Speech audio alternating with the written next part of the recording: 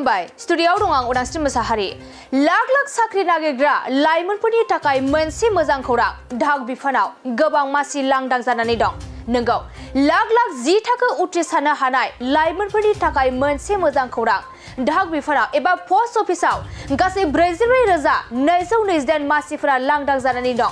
10 थाखो उथ्रिसार जानाय लाइमोनफोरा बे साख्रिनि थाखाय आर'जलाइ गाबनो हागोन आरो बे डाक बिफाननि साख्रिनि थाखाय नोंथाङा 15 जुलाइनिफ्राय 5 आगस्तनि गेजेराव आर'जलाइ गाबनांगोन आरो आर'जलाइ गाबनाया अनलाइनाव जागायबाय। रुरेल पस्टेल सार्भिस मासिनि थाखाय लांदां जानानै दं। बे साख्रिनि थाखाय एप्लाइ खालामगिरिफोरा 10थि थाखोखौ 50% नम्बर लानानै उथ्रिसारनाय जानो नांगोन। एप्लाइ खालामनायनि जोबथा अक्ट'आ 5 आगस्टआवनो। बेनिखायनो पस्ट अफिसाव साख्रि मावनो गोसो गुदुं लाइमोनफोरा 5 आगस्तनि सिगां एप्लाइ खालामनांगोन। एप्लाइ खालामग्रानि बैसोआ 18 बोसोरनिफ्राय 40 बोसोरनि गेजेराव जानो नांगोन।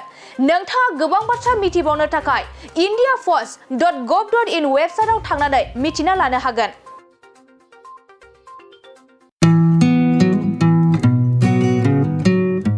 मोनसे फोसावथाय नोंथांमोननि थाखाय मोनसे गोजोनथाव खौरां लानानै फैदों।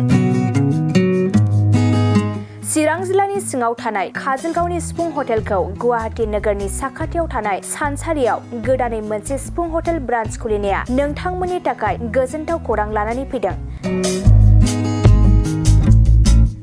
नोंथाङाबो जुदि गुवाहाटीयाव थायोब्ला एबा गुवाहाटी नोगोराव दावबायहैनाय समाव बर'नि दोरोङारि ओंख्रिखौ जानो लुबैयोब्ला गुवाहाटी नोगोरनि साखाथियाव थानाय सानसारियाव गोदानै बेखेवनाय सिफुं हटेलाव थांनानै जाहैनो हागोन। बे सिफुं हटेलाव नोंथाङा बाङाय बेसेनावनो बर'नि गोबां गुबुन गुबुन दोरोङारि जाग्रा ओंख्रिफोरखौ मोननो हागोन। अनला दाउ, सबाय दाउ, अमाजों नारजि, मैथा अमा, ना बाथोन, थारुन ना, थारुन अमा आरो गोबां बायदि बायदि बर'नि ओंख्रिखौ बे बर'नि सिफुं हटेलाव मोननाय जायो। सोरबाफोर जुदि बे सिफुं हटेलाव बर'नि संनाय खावनायखौ जानो थाखाय सिगांग्रो अर्डार हरनोब्ला नैबे 9864747796 9954772037 जानबुं नम्बराव कल खालामनानै बुकिं खालामहरनो हागोन। खुलुमबाय स्टुडियोआव दं आं उदांस्रि मोसाहारि।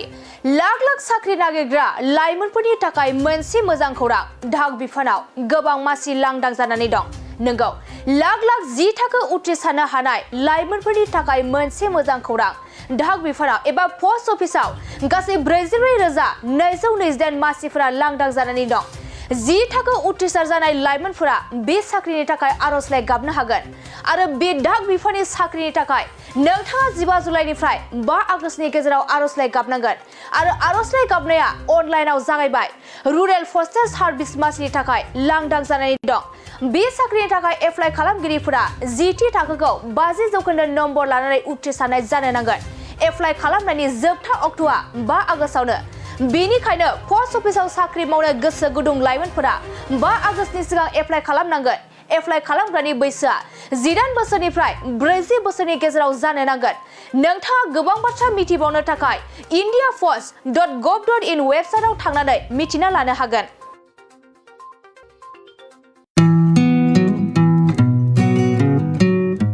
मोनसे फोसावथाय नोंथांमोननि थाखाय मोनसे गोजोनथाव खौरां लानानै फैदों।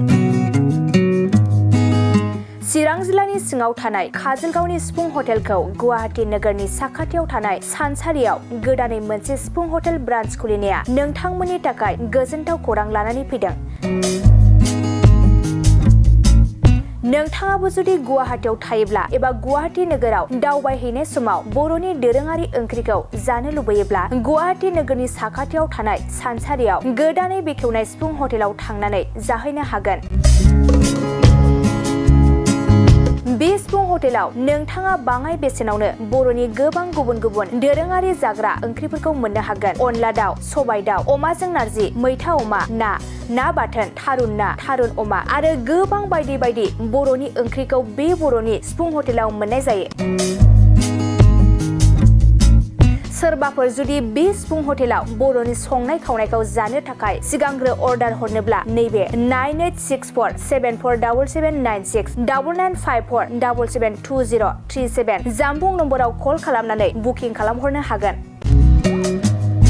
खुलुमबाय स्टुडिय'आव दं आं उदांस्रि मोसाहारि लाख लाख साख्रि नागिरग्रा लाइमोनफोरनि थाखाय मोनसे मोजां खौरां ढाक बिफानाव गोबां मासि लांदां जानानै दं नंगौ लाख लाख 10 थाखो उथ्रिसारनो हानाय लाइमोनफोरनि थाखाय मोनसे मोजां खौरां ढाक बिफानाव एबा पोस्ट अफिसाव गासै 44,228 मासिफोरा लांदां जानानै दं 10 थाखो उथ्रिसार जानाय लाइमोनफोरा बे साख्रिनि थाखाय आर'जलाइ गाबनो हागोन आरो बे ढाक बिफाननि साख्रिनि थाखाय नोंथाङा 15 जुलाइनिफ्राय 5 आगस्तनि गेजेराव आर'जलाइ गाबनांगोन आरो आर'जलाइ गाबनाया अनलाइनाव जागायबाय रुरेल पस्टेल सार्भिस मासिनि थाखाय लांदां जानानै दं बे साख्रिनि थाखाय एप्लाइ खालामगिरिफोरा 10थि थाखोखौ 50% नम्बर लानानै उथ्रिसारनाय जानो नांगोन एप्लाइ खालामनायनि जोबथा अक्ट'आ 5 आगस्टआवनो बेनिखायनो पोस्ट अफिसाव साख्रि मावनो गोसो गुदुं लाइमोनफोरा 5 आगस्तनि सिगां एप्लाइ खालामनांगोन एप्लाइ खालामग्रानि बैसोआ 18 बोसोरनिफ्राय 40 बोसोरनि गेजेराव जानो नांगोन नोंथाङा गोबां बाथ्रा मिथिबावनो थाखाय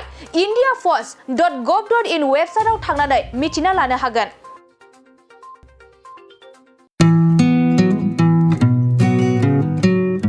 मोनसे फोसावथाय नोंथांमोननि थाखाय मोनसे गोजोनथाव खौरां लानानै फैदों चिरां जिल्लानि सिङाव थानाय काजलगावनि सिफुं हटेलखौ गुवाहाटी नोगोरनि साखाथियाव थानाय सानसारियाव गोदानै मोनसे सिफुं हटेल ब्रान्च खुलिनाया नोंथांमोननि थाखाय गोजोनथाव खौरां लानानै फैदों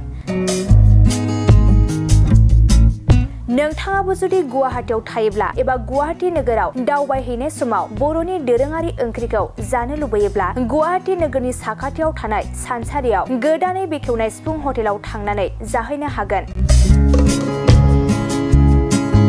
बे सिफुं हटेलाव नोंथाङा बाङाय बेसेनावनो बर'नि गोबां गुबुन गुबुन दोरोङारि जाग्रा ओंख्रिफोरखौ मोननो हागोन अनला दाउ सबाय दाउ अमाजों नारजि मैथा अमा ना बाथोन थारुन ना थारुन अमा आरो गोबां बायदि बायदि बर'नि ओंख्रिखौ बे बर'नि सिफुं हटेलाव मोननाय जायो सोरबाफोर जुदि बे सिफुं हटेलाव बर'नि संनाय खावनायखौ जानो थाखाय सिगांग्रो अर्डार हरनोब्ला नैबे 9864747796 9954772037 जानबुं नम्बराव कल खालामनानै बुकिं खालामहरनो हागोन